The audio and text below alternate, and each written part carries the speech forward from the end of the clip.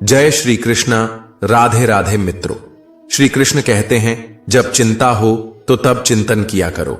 जीवन शतरंज के खेल की तरह है और यह खेल आप ईश्वर के साथ खेल रहे हैं।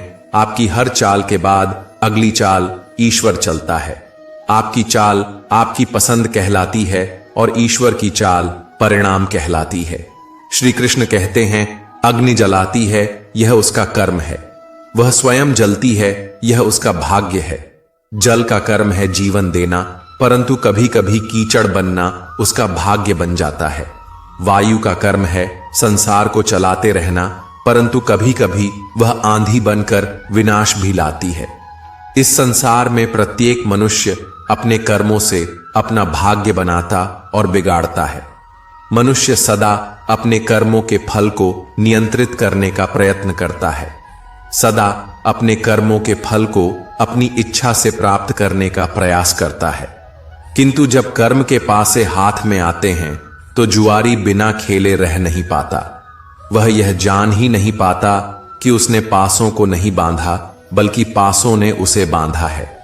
जीवन में मनुष्य हमेशा यही चिंता करता रहता है कि उसे उसके कर्मों का उचित फल मिले।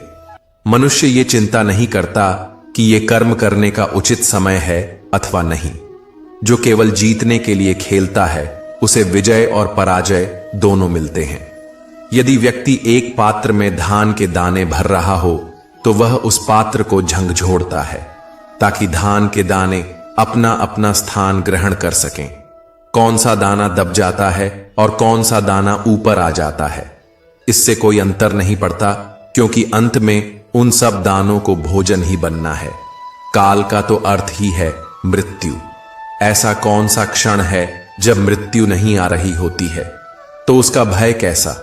कुएं में उतरने के बाद बाल्टी झुकती है, लेकिन झुकने के बाद जल से भरकर ही बाहर निकलती है। जीवन भी कुछ ऐसा ही है। जो झुकता है वह अवश्य कुछ ना कुछ लेकर ही उठता है। धन का अत्यधिक दिखावा आकर्षित तो करता है, परंतु जाने अनजाने में कई शत्रुओं को आमंत्रित भी करता है। अगर आपके पास मन की शांति और परिवार का साथ है तो समझ लेना आपसे अधिक भाग्यशाली कोई नहीं है। जीवन में कभी किसी की भलाई व्यर्थ नहीं जाती। वह कब किस रूप में लौट कर आएगी ईश्वर ही जानता है। पाप शरीर नहीं करता, विचार करते हैं, और गंगा में विचारों को नहीं शरीर को धोया जाता है। ऊंचा होने का गुमान और छोटा होने का मलाल नहीं करना चाहिए। खेल खत्म होने के बाद शतरंज के सब मोहरे एक ही डिब्बे में रखे जाते हैं। एक हाथ मदद का, एक शब्द सहानुभूति का, एक हंसी परोपकार की, किसी की भी मनोदशा और जीवन को बदल सकता है। डाली से टूटा हुआ फूल फिर से नहीं लग सकता, मगर डाली मजबूत हो तो उस पर नया फूल अवश्य खिल सकता है। इसी तरह जिंदगी में खोए पल को वापस ला नहीं सकते, मगर हौसले व विश्वास से आने वाले हर पल को खूबसूरत अवश्य बना सकते हैं। जीभ और शब्द दो अनमोल तोहफे हैं। किसी ने इससे बहुत सारा सुकून कमाया है तो किसी ने इससे सब कुछ गंवाया है। तीन बातों का हमेशा ध्यान रखें। लिखें वही जिसके नीचे हस्ताक्षर कर सकें, सोचें वही जिसका जवाब सुन सकें। श्री कृष्ण कहते हैं, क्या इस संसार में कोई भी शब्द निरर्थक है? क्या कोई ऐसी जड़ी बूटी है जो रोग का निवारण न करे? ठीक उसी प्रकार इस संसार में कुछ भी अयोग्य या निरर्थक नहीं होता। इस संसार में हर एक प्राणी, हर एक वस्तु और हर एक घटना का एक महत्व एवं आवश्यकता अवश्य होती है, परंतु महत्वपूर्ण वो निष्कर्ष होता है जो उन्हें पहचानता है। जैसे एक ज्ञानी शब्दों की शक्ति को पहचानता है, जैसे एक वैद्य किसी बूटी में छुपे हुए उसके गुणों को पहचानता है, जैसे एक जौहरी कोयले में छुपे हीरे को पहचानता है। इन सब बातों का सत्व यह है कि यदि आपको श्रेष्ठ होना है तो कमियों को देखना छोड़िए, केवल गुण और विशेषताएं देखिए। उससे आपका जीवन सरल और सफल हो जाएगा। श्री कृष्ण कहते हैं कि जब मनुष्य के जीवन में डगमगाने का समय आता है तो सारी सृष्टि उसे सावधान होने के लिए विवश कर देती है। ऐसी स्थितियां उत्पन्न होती हैं कि मनुष्य को आत्मविश्वास हो ही जाता है। मनुष्य के कर्म स्थितियों को उत्पन्न करते हैं और उन स्थितियों में हमारी प्रतिक्रिया हमें बांध देती है। क्रोध वह करता है जो अधिकार जताना चाहता है। संसार में शौर्य प्रेम का अपहरण करता है। यदि प्रेम शौर्य का अपहरण करने लगे तो संसार सुखमय हो जाएगा। वास्तव में किसी भी स्थिति का अंत उस स्थिति के आरंभ से ही निश्चित हो जाता है। जैसे बबूल के वृक्ष पर आम के फल कभी नहीं लग सकते। घटना का कारण मनुष्य तय करता है, लेकिन तात्पर्य ईश्वर द्वारा तय किया जाता है। हृदय में करुणा और मन में सद्भावना, वचन से मधुर बोल और तन से परोपकार, यही तो है मानव जीवन का सार। अच्छाई के अनुरूप ढलना सही है, परंतु दूसरों की आकांक्षाओं को पूर्ण करने के लिए स्वयं में नकारात्मक बदलाव लाना गलत है। यदि आप हर बार स्वयं को दूसरों के अनुरूप ढालते जाएंगे तो आपके व्यक्तित्व की वास्तविकता धीरे धीरे समाप्त हो जाएगी।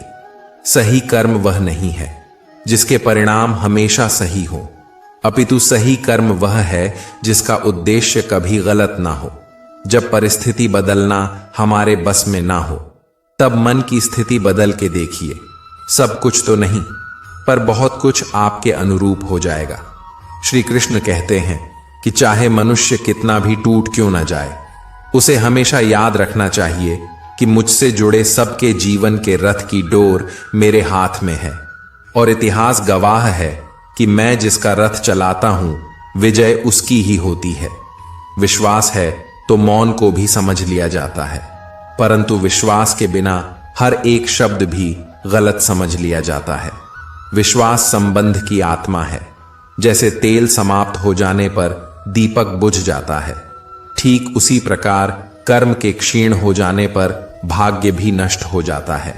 जो केवल दया से प्रेरित होकर सेवा करते हैं, उन्हें निसंशय सुख की प्राप्ति होती है। मन में संतोष होना स्वर्ग की प्राप्ति से भी बढ़कर है। संतोष ही सबसे बड़ा सुख है। संतोष यदि मन में भली भांति प्रतिष्ठित हो जाए तो उससे बढ़कर संसार में और कुछ भी नहीं है। मनुष्य अपने विश्वास से निर्मित होता है। जैसा वह विश्वास करता है वैसा ही वह बन जाता है। स्वार्थ बड़ा बलवान है, इसी कारण कभी कभी मित्र शत्रु बन जाता है और शत्रु मित्र। संसार में ऐसा कोई नहीं हुआ है जो मनुष्य की आशाओं का पेट भर सके। मनुष्य की आशा समुद्र के समान है, वह कभी भरती ही नहीं। दो प्रकार के मनुष्य संसार में स्वर्ग के भी ऊपर स्थित होते हैं। एक वो जो शक्तिशाली होकर क्षमा करता है और दूसरा वो जो दरिद्र होकर भी कुछ दान करता है। समय, विश्वास और सम्मान यह ऐसे पक्षी हैं जो उड़ जाए तो वापस नहीं आते। श्रेष्ठता की इच्छा ज्ञान प्राप्ति को भी एक स्पर्धा बना देता है। कुछ समय के लिए तो श्रेष्ठ बना जा सकता है, किंतु सदा के लिए नहीं। इसीलिए हमें श्रेष्ठ बनने के बजाय उत्तम बनने का प्रयत्न करना चाहिए। उत्तम का अर्थ है जितना प्राप्त करने योग्य है वह सब प्राप्त करना, किसी से अधिक पाने की इच्छा से नहीं। मात्र आत्मा की तृप्ति हेतु उत्तम के मार्ग पर किसी अन्य से नहीं, बल्कि स्वयं अपने आप से स्पर्धा होती है। इस प्रकार शरीर जब श्रम करता है तो अधिक स्वस्थ बनता है। बुद्धि भी जब कठिन चुनौतियों का सामना करती है तो अधिक तेजस्वी बनती है। इस प्रकार मन और आत्मा को जब कठिनाइयां प्राप्त होती हैं तो वह भी अधिक बलवान होती है। अर्थात जब हम अपनी संतानों को श्रम और कष्ट से दूर रखकर उनके लिए विश्राम और सुविधा का आयोजन करते हैं, तब क्या वास्तव में उनके सुख का मार्ग बंद नहीं कर देते? आप स्वयं विचार कीजिए। सहायता की क्षमता रखते हुए भी यदि हम अपराध होते हुए केवल देख रहे हैं और कुछ कर नहीं रहे हैं, तो हम भी उस पाप में बराबर के भागीदार हैं। संबंधों की बगिया में एक संबंध नियम के पेड़ जैसा भी रखना, जो सीख भले ही कड़वी देता हो, परंतु पीड़ा के समय सहायक भी अवश्य बनता हो। हमेशा विनम्र बने रहेंगे तो बुरे से बुरे समय में भी सुरक्षित बच सकते हैं। जो लोग झुकते नहीं हैं उन्हें दुखों का सामना करना पड़ता है। कठिन परिस्थितियों का आना इस जीवन चक्र का नियम है। बिना विचलित हुए इनका सामना करना ही सफलता का द्वार है। आकाश की ऊंचाई के जिस स्तर पर गरुड़ उड़ते हैं वहां चील नहीं उड़ा करती। पानी मर्यादा तोड़े तो विनाश होता है और वाणी मर्यादा तोड़े तो सर्वनाश होता है। अज्ञानता के कारण आत्मा सीमित लगती है, लेकिन जब आज्ञा का अंधेरा मिट जाता है तब आत्मा के वास्तविक स्वरूप का ज्ञान हो जाता है। जैसे बादलों के छंट जाने पर सूर्य दिखाई देने लगता है। आधी दुनिया सिर्फ इसलिए दुखी है क्योंकि उन्हें खुद से ज्यादा दूसरों की पंचायती में रहने से मतलब है। सरल व्यक्ति के साथ किया गया छल आपकी बर्बादी के सारे द्वार खोल देता है, चाहे आप कितने भी बड़े शतरंज के खिलाड़ी क्यों ना हो। कभी ऐसी बातें ना करें जिसकी वजह से दूसरों को बुरा लगता है। दूसरों की निंदा ना करें, अहंकार से बचें और दूसरों का अपमान ना करें। इन बातों का ध्यान रखोगे तो जीवन शांत रहेगा। समय सबसे बलवान होता है। एक पल में सारी परिस्थितियां बदल जाती हैं, इसलिए समय की कद्र करनी चाहिए। समय का ध्यान करते हुए सत्य और धर्म के मार्ग पर चलते रहना चाहिए।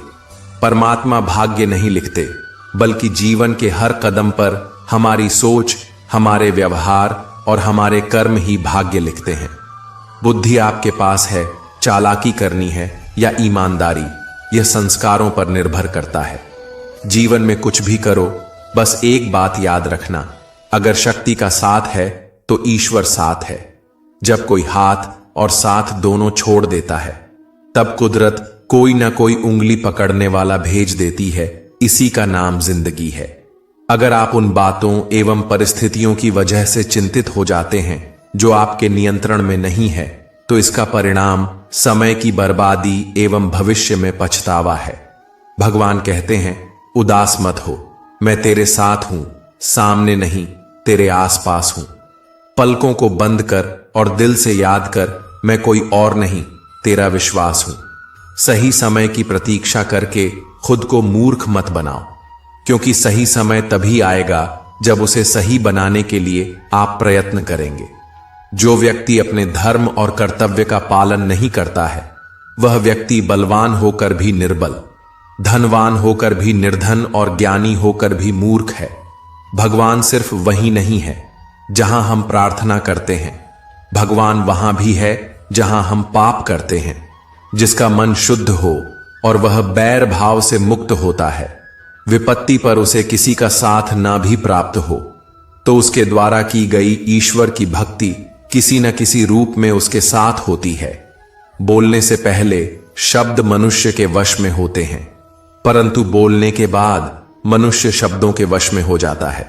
इतिहास कहता है कि कल सुख था, विज्ञान कहता है कि कल सुख होगा, लेकिन धर्म कहता है कि अगर मन सच्चा और दिल अच्छा है तो हर रोज सुख होगा। शरीर जल से पवित्र होता है और मन सत्य से, बुद्धि ज्ञान से और आत्मा धर्म से। एक अच्छा व्यक्ति जब संबंध निभाने बंद कर दे तो समझ लेना कि उसके स्वाभिमान को कहीं ना कहीं बहुत गहरी ठेस पहुंची है। परंपरा को पूर्णतः छोड़ देने वाला धर्म से वंचित रह जाता है और परंपरा का अनुकरण करने वाला भी धर्म को प्राप्त नहीं कर पाता। क्रोध उन लोगों को अधिक आता है जो मन की पीड़ा को स्पष्ट रूप से नहीं कह सकते। सदैव संदेह करने वाले व्यक्ति के लिए प्रशंसा ना इस लोक में है, ना ही कहीं और। संसार में वही पुरुष प्रशंसा के योग्य है, वही उत्तम है, वही सत्पुरुष और वही धनी है, जिसके यहां से याचक या शरणागत निराश न लौटे। मित्रों, आज की वीडियो यही तक। जल्दी ही मिलते हैं एक नई वीडियो के साथ। जय श्री कृष्ण। राधे राधे।